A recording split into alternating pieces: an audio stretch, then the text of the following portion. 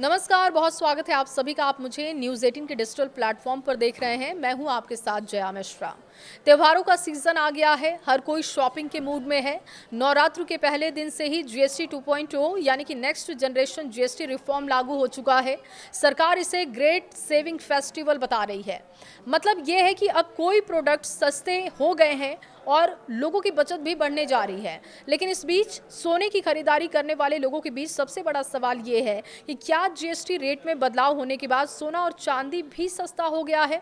त्योहारों में खासकर धनतेरस और दिवाली पर लोग सोना खूब खरीदते हैं और ऐसे में ज्यादातर लोग जानना चाहते हैं कि जीएसटी कटौती का असर क्या गोल्ड और सिल्वर की कीमत पर पड़ेगा।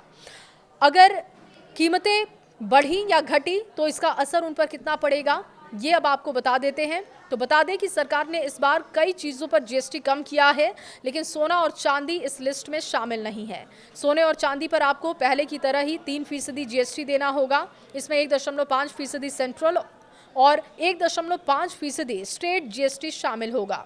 अगर आप ज्वेलरी खरीदते हैं तो सोने की कीमत के अलावा मेकिंग चार्ज पर भी 5% जीएसटी अलग से आपको देना होगा।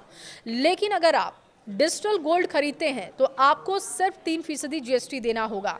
यानी कि गोल्ड ज्वेलरी खरीदते समय सिर्फ सोने की कीमत नहीं जुड़ती, उसमें टैक्स और मेकिंग चार्ज भी ऐड हो जाता है।